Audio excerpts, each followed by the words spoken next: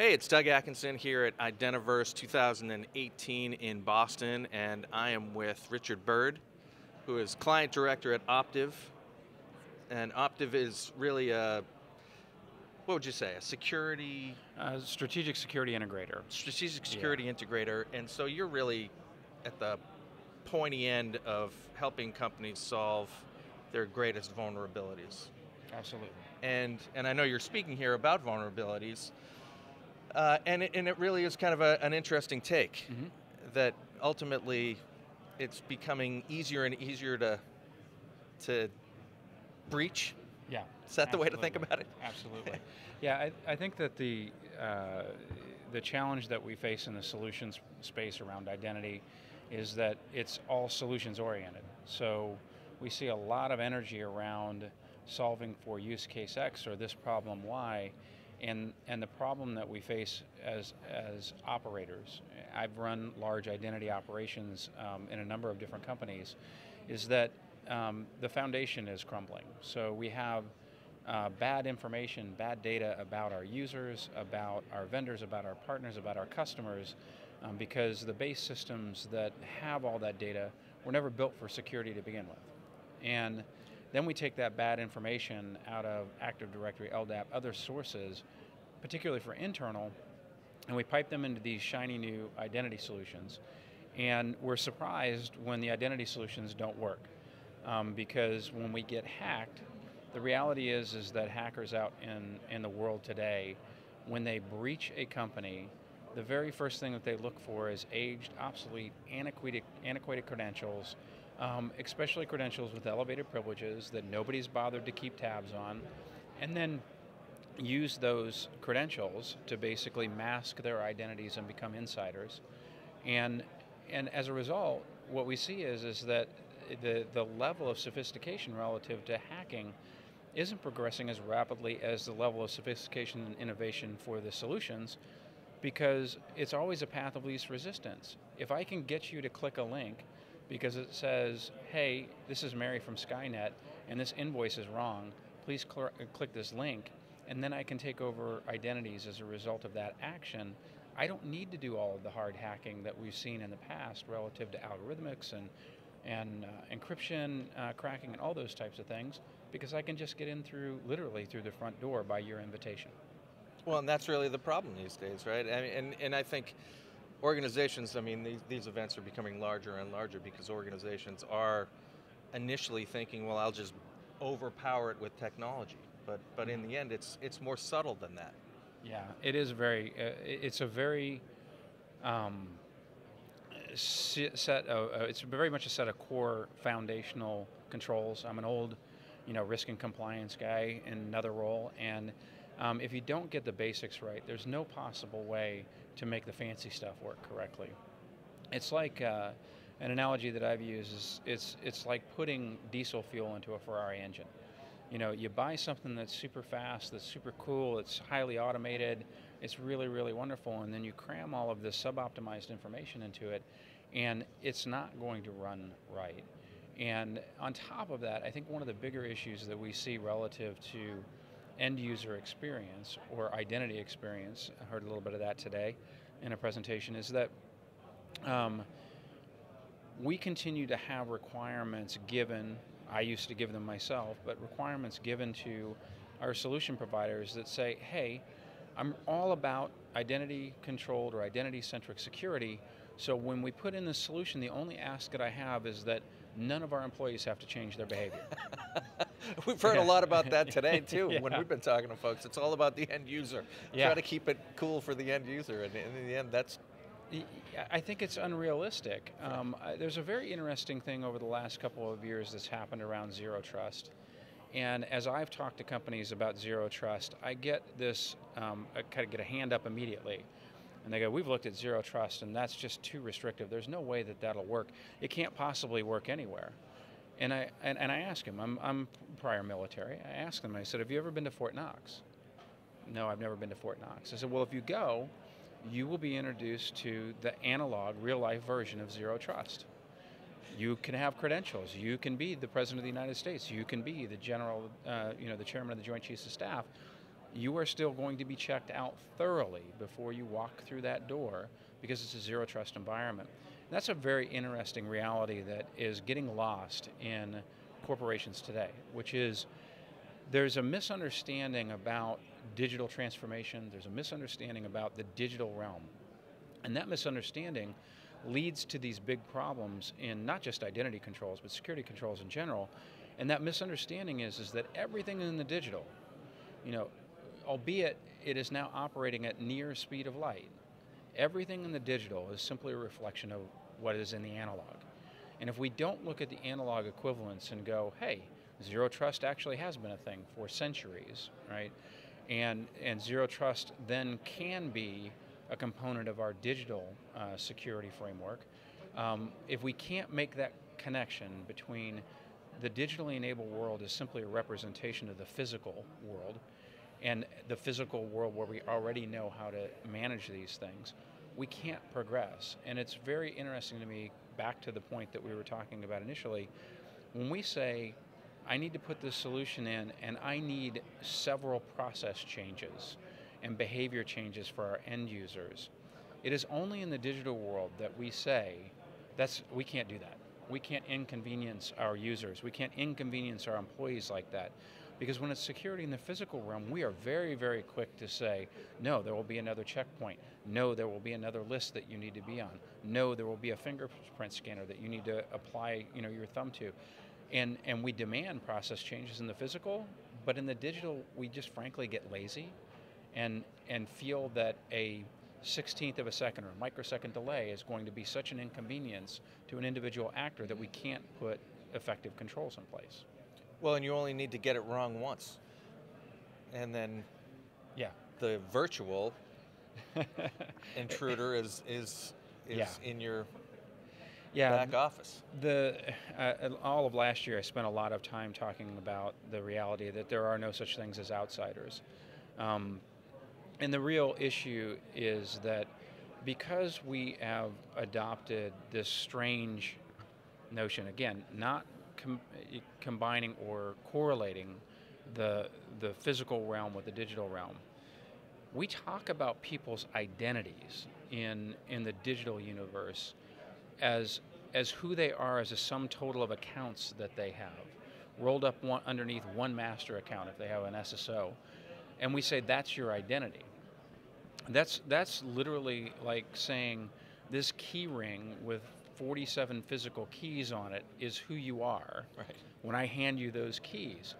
Those accounts have nothing to do with your identity. I've been intrigued, I've said for a number of years that Facebook has been really pushing the envelope relative to authentication, because it's the piece that we're missing in the digital corporate world, which is that your identity is a combination of three things: context, content, and relationship. And if you look at Facebook, it has all three of those elements. And I always love to use the example that when people go, I don't even understand what you're talking about when you say it's the best identity control environment in the world. I say, well, if your Aunt Sally has been posting pictures of cats and grandchildren for the last 9 years, and all of a sudden up pops a post from her saying, hey, get 15% off of Ray-Bans, click here. What do we see? We see an auto-correcting system where friends, families, coworkers, colleagues start, Aunt Sally, you've been breached. Aunt Sally, you've been hacked. Aunt Sally, I'm texting. It's not just through the Facebook interface. I'm texting, I'm calling, I'm saying, you need to change your password. Your account has been hacked. And I tell people all the time in the corporate setting, if you doubt that that's not a highly effective identity control environment, ask yourself, how much easier would your corporate life be if you had a self-managing, self-correcting, self-healing identity universe like Facebook has today with its end users? But we're not incorporating any of those principles. It's like crowdsourcing. Yeah, absolutely. Identity. Absolutely. And I think it's also funny because when I bring this up in corporate settings, many times I hear from HR organizations and they say, well, we can't collect that kind of contextual data on our employees. That's a privacy violation. Right.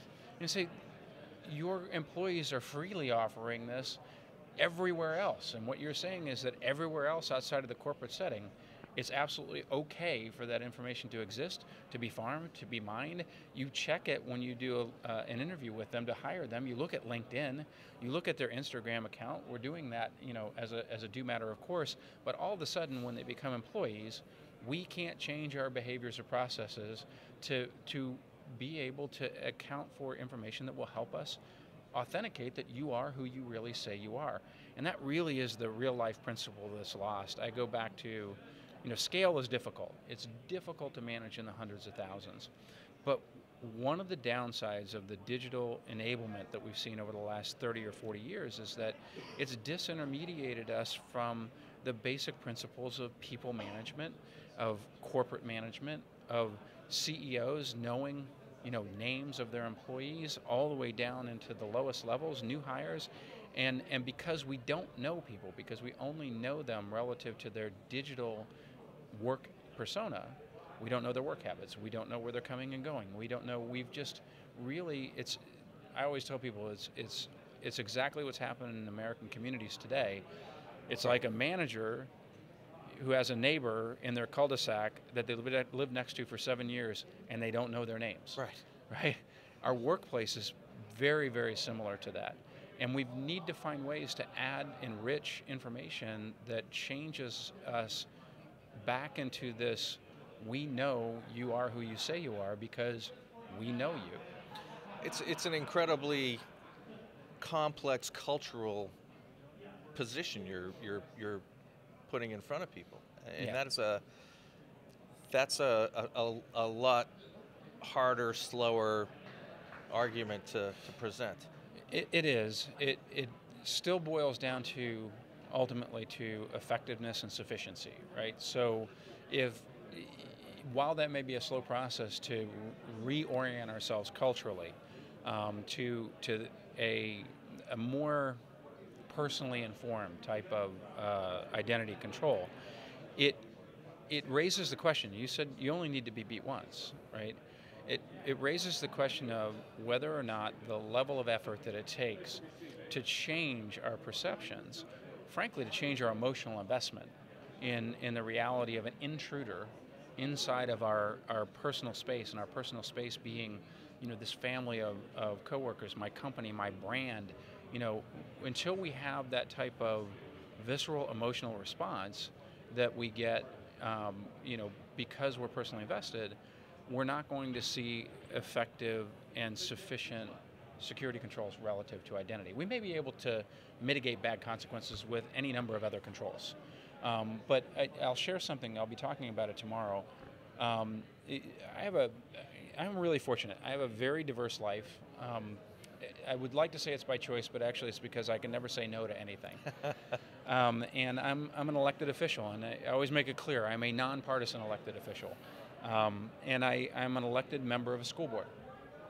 And the example I like to use to help people understand that yes, it is a big cultural change, but it's not so separated from our analog or our physical life that we can't make the association in the digital realm, is that I ask people, how many of you have kids in school, K through 12?